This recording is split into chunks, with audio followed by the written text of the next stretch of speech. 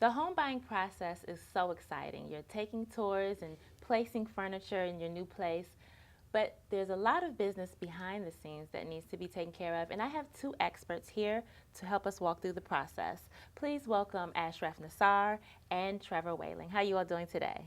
We're doing great. Thank Yeah, you for great. having us. Thank you so much. Thank you for being here. Let's start with you. What is the best way someone in the housing market can determine the quality, good or bad, of a neighborhood? This is actually one of the most important roles of the real estate agent, which we take proud of. We do our research, our diligence, and we make sure we provide our clients with all the right and correct information. We do encourage our clients to use some of the online tools that are available out there, like the school rating, the crime statistic in the neighborhood. We even encourage them to visit the local schools and visit the local police station to ask questions, get to know the neighborhood as well. We provide them with all the public service questions, library, shopping centers, the future of development of the neighborhood as well. So it's a two-way highway when we work with our clients to let them know and acknowledge them and educate them about the neighborhood and what's coming up. That's a good point I didn't think of. If you check on the status or the scores of the school, it might give you a good idea of the quality of the neighborhoods, right? How can they look into that? Exactly. There are many different websites out there that are provided by the state or by the education ministry in the United States. You just plug in the school name, or the neighborhood, or the zip codes, and we'll give you all the rating of the schools. So the housing market is always up and down and up and down. When is it going to be a good time to buy again? It has never been a better time to buy than today. As we all know, and as everybody aware, we've witnessed an increase of the interest rate, which is the interest rates is slowly climbing back up. Based on the home database search, since last year, home value had increased an average of 7.2% in the past 12 months, and it's going to continue growth in an average of 4.2% for the next year or two. As long as you don't live with your parents' basement, you pay in somebody else's mortgage, either your landlord's mortgage or your own mortgage. Which, if you are qualified to rent, if you are renting, that means you're qualified to buy. And we always encourage people, encourage our client to make your investment. Your investment is where you live. Your investment is what your saving is. Buy a home today before you wait till tomorrow.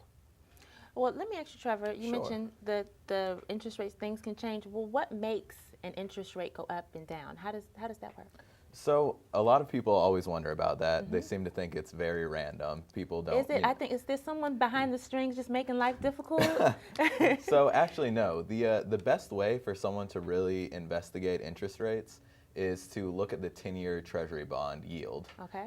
So as you'll see, the yield on that going up or down, interest rates will pretty much follow the same pattern.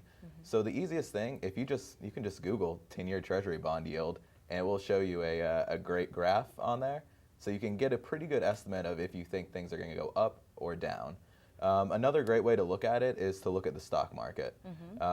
As crazy as it sounds, when the stock market's going up, interest rates are going up. So one of the best times to start buying and looking is when the stock market is actually kind of on a downturn.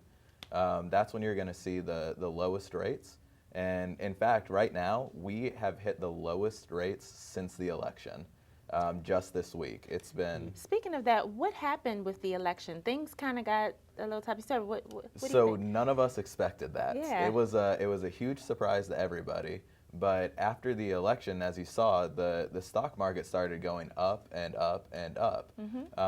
You know, a lot of it has to do with confidence in the business sector. Okay. And as that increased, then the rates just jumped pretty much overnight. But as things have kind of settled down, we're in more of a, things have been going along. We've seen the interest rates kind of creep down, but while they've been creeping down, another aspect that starts to affect the interest rates is whether the Fed is investing in mortgage-backed securities. And they've actually put out that they're probably going to slow their purchasing.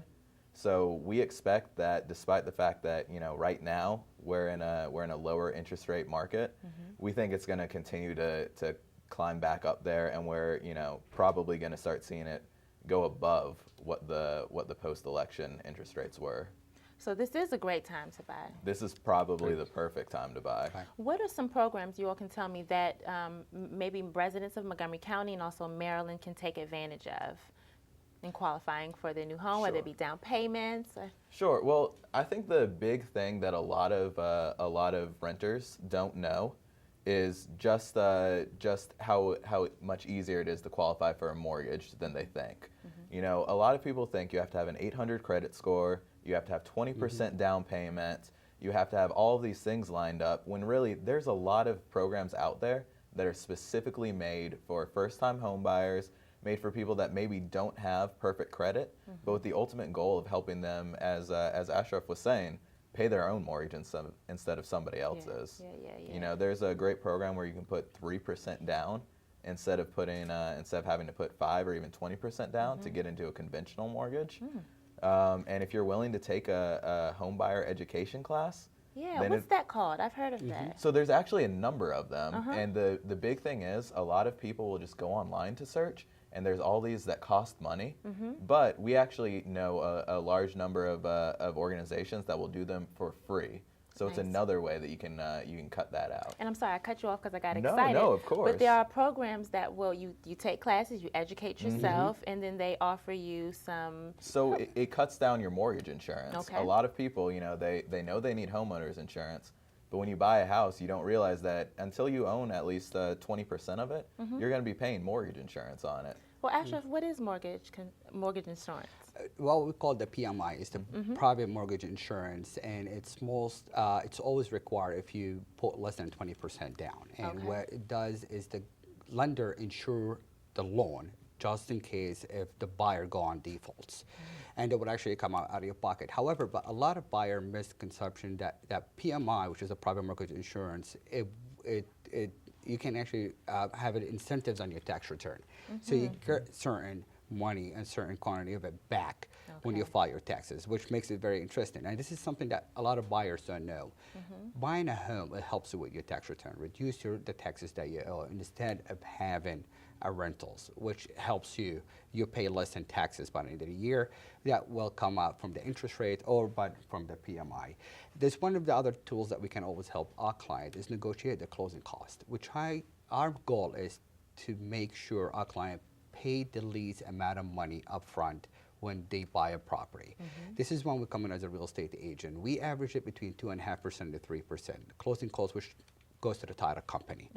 That could be negotiated. We could have as an incentive from the sellers. We could see if the lender could help out with some of that money towards closing, which an impact on the interest rate, but in a very, very little to none of increase in the percentage. So do you all do some negotiating and you can help your clients save and get in homes faster and faster? Now, I appreciate you telling me about mortgage insurance, and I appreciate you also introducing me to Jennifer, who is our next guest, and she's going to tell us a little bit about title insurance. Thank you so much for being here, Trevor and Ashraf. I appreciate you coming, and you all stay tuned. We'll be right back.